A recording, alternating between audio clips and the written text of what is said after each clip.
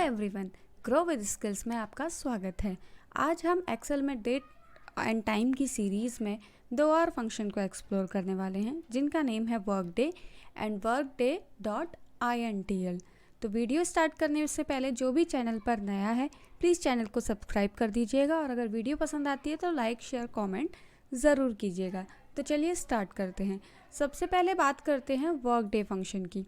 Workday function में हमारा जो सिंटेक्स है उसके अंदर 2 आर्ग्यूमेंट मतलब मैंडेटरी हैं और तीसरा जो आर्ग्यूमेंट है वो ऑप्शनल होता है हॉलीडेज़ का। स्टार्ट डे और डेज़ हमें मैंडेटरी देना होता है।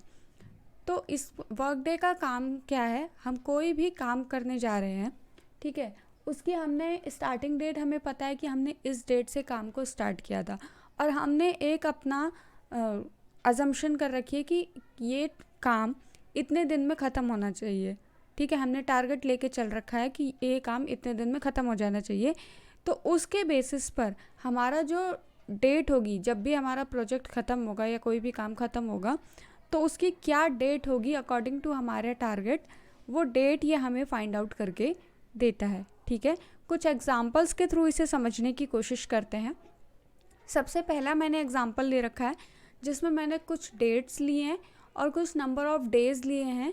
छोटे छोटे नंबर ऑफ़ डेज़ ही लिए हैं ताकि हमें इजीली समझ में आए। ठीक है, वर्कडे फंक्शन डेट हमें फाइंड आउट करके देगा। दूसरा, ये वीकेंड्स को एक्सक्लूड करके देगा।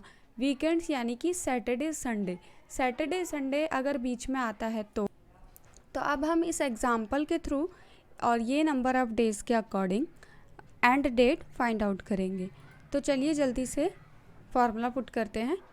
फार्मूला पुट करेंगे वर्कडे, ठीक है, स्टार्ट डेट ले लेंगे, कॉमा डेज़ ले लेंगे और अभी हॉलीडेज़ को छोड़ देते हैं, वो मैं आपको बाद में बताऊंगी, और ब्रैकेट क्लोज करके एंटर कर देते हैं।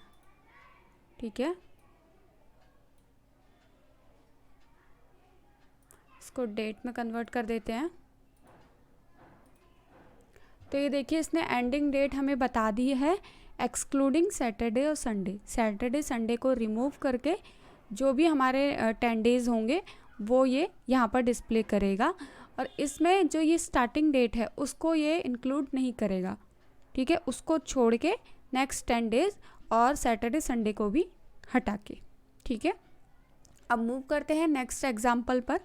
नेक्स्ट एग्जाम्पल पर मैंने एक डेट ली है और नंबर ऑफ़ डेज़ लिए हैं। सपोज़ हम इस डेट को कोई प्रोजेक्ट स्टार्ट कर रहे हैं और हमने टारगेट ले रखा है कि 30 डेज़ के अंदर हो जाना चाहिए। ठीक है, बट उस 30 डेज़ के अंदर हमारे पास 2 हॉलीडेज़ भी हैं।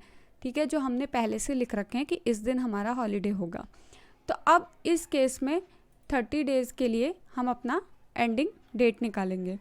तो वर्क डे लेंगे, start date, comma number of days, ठीक है, फिर कॉमा जहाँ पर हमारा हॉलीडेज़ का ऑप्शन है उसमें हम लेंगे ये वाला डेट रेंज। ठीक है, और इसको आप कैसे लेंगे, आप इसको डायरेक्ट सिलेक्ट कर सकते हैं ऐसे। ठीक है, दोनों सेल एक साथ सिलेक्ट हो जाएंगे, ब्रैकेट क्लोज करेंगे और एंटर कर देंगे। तो अब जो डेट आई है वो आपकी सैटरडे संडे तो रिमूव किया ही है इसने, साथ में ये 2 हॉलीडेज़ भी रिमूव किए हैं।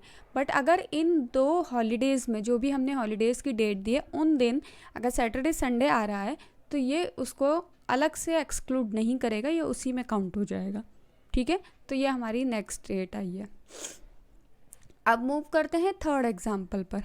थर्ड एग्जाम्पल पर अगर हमें वर्क डे में अगर हमें कोई भी डेट फिल करनी है तो भी हम वर्कडे फंक्शन का यूज़ कर सकते हैं। सपोज़ मैंने एक डेट ले रखी है और आगे की मुझे कुछ डेट सीरियल वाइज फिल करनी है।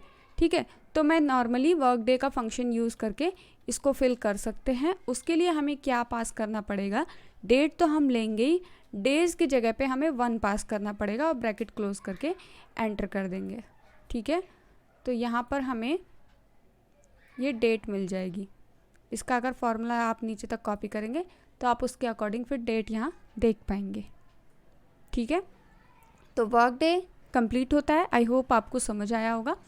अब एक और क्वेश्चन अराइज होता है, वो क्या है, वर्क डे में जैसा हमने अभी सीखा कि ये हमें हमारा प्रोजेक्ट की एंडिंग डेट काउंट करके देता है, बट एक्सक्लूडिंग सैटरडे संडे। ठीक है, आप इसको प्रोजेक्ट हो, कोई काम हो, कोई आप स्किल सीखना चाह रहे हैं, उसको आप टारगेट बेस अचीव करना चाहते हैं, आप कैसे भी करके इसको कैलकुलेट कर सकते हैं। बट अब क्वेश्चन ये आता है कि सैटरडे संडे वीकेंड हर किसी का नहीं होता। ठीक है, हर किसी की सैटरडे संडे हॉलीडे नहीं मानते वो उसे। वो या तो किसी में ऐसा होता है कि सिर्फ संडे हॉलीडे होता है, किसी में ऐसा होता है कि सिर्फ मंडे हॉलीडे होता है, किसी में ऐसा होता है कि कोई हॉलीडे ही नहीं होता है। ठीक है, तो उस केस में क्या करेंगे? उस केस में एक और फंक्शन काम आता है जो है वर्क डेट डॉट INTL। ठीक है, इसमें क्या है, सेम काम ये भी हमें करके देता है, बट ये इसमें हम अपनी मर्ज़ी का वीकेंड में कस्टमाइजेशन कर सकते हैं। जैसे इसमें वीकेंड जो है वो फिक्स होता है सैटरडे संडे का, बस इसमें वीकेंड में हम कस्टमाइजेशन कर सकते हैं, अपने अकॉर्डिंग कोई भी वीकेंड चूज़ कर सकते हैं। जैसा कि आप इसके सिंटेक्स में ही देख रहे हैं, स्टार्ट डेट और डेज बिल्कुल सेम है, एक और एडिशनल पैरामीटर ऐड हुआ है जो है वीकेंड का। मतलब वीकेंड हम अपने अकॉर्डिंग डिसाइड कर सकते हैं कि आपका कौन सा वीकेंड है। ठीक है, अब इस केस में ही अगर मैं यही वाला एग्जांपल लेके चलते हैं। ठीक है, तो यहाँ पर अगर मैं इसको ले लेते हैं और यहाँ पे मैं इसको पेस्ट कर देती हूँ। ठीक है, और ये हॉलीडेज़ भी ले लेती हूँ। ठीक है,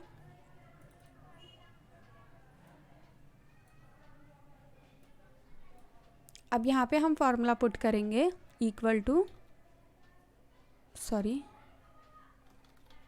वर्क डे INTL।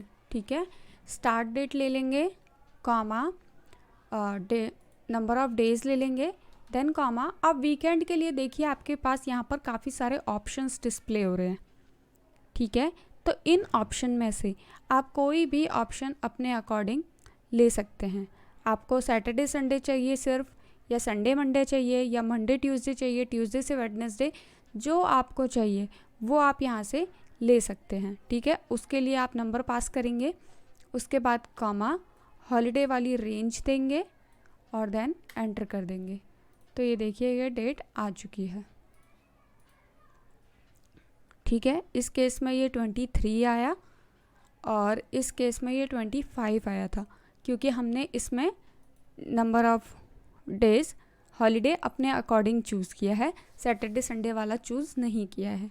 ठीक है, अब एक और क्वेश्चन आता है कि अगर वो तो था जो हम एडिशनल वीकेंड वाला पैरामीटर पास कर रहे हैं, वो तो है कि आपका किसी भी एक दिन हॉलीडे होना ही चाहिए, चाहे वो मंडे हो, ट्यूसडे हो, वेडनेसडे हो, थर्सडे हो, कोई सा भी हो, एक दिन आपका हॉलीडे होना ही चाहिए।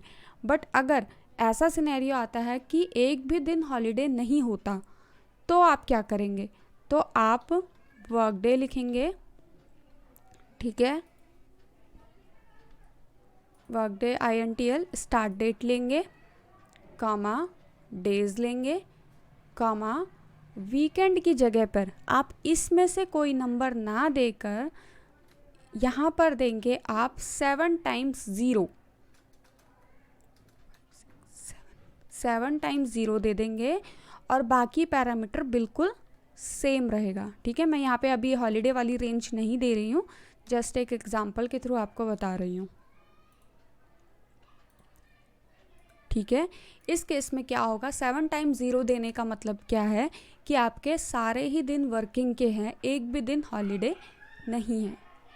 ओके, तो अगर आप इस 7 टाइम्स 0 में से किसी भी एक दिन, F2 प्रेस करते हैं, और इनमें से अगर कोई और कस्टमाइजेशन भी करना चाहते हैं तो वो आप कर सकते हैं। किसी भी दिन के लिए आपको हॉलीडे रिक्वायर्ड है तो आप उसकी जगह पे 1 पास कर सकते हैं। जैसे मैंने 7 डेज़ के लिए पूरा 0 पास किया है, आप जिस दिन आपको हॉलीडे रिक्वायर्ड होगा उस दिन के लिए आप 1 पास कर सकते हैं। यहाँ पे जिस भी दिन आपको रिक्वायर्ड है आप 1 पास करके इसको एंटर कर सकते हैं, तो उस अकॉर्डिंग आपको डेट प्रोवाइड कर देगा। ठीक है, आप वीकेंड का जो ऑप्शन है उसके थ्रू भी ले सकते हैं, और अगर आपका सारे ही दिन हॉलीडे नहीं होता है, सारा ही दिन वर्किंग होता है, तो आप एज अ टैक्स 000 पास कर सकते हैं 7 टाइम्स। ठीक है, दोनों के बीच में डिफरेंस आपको समझ में आया होगा वर्क डे और वर्क डे INTL में। और यहाँ पर हमारे दोनों ही फंक्शंस फिनिश होते हैं। आई होप आपको वीडियो पसंद आई होगी। अगर पसंद आई है तो लाइक शेयर कमेंट ज़रूर कीजिएगा और चैनल को सब्सक्राइब करना बिल्कुल मत भूलिएगा। I will see you on my next one. Thank you so much, bye bye.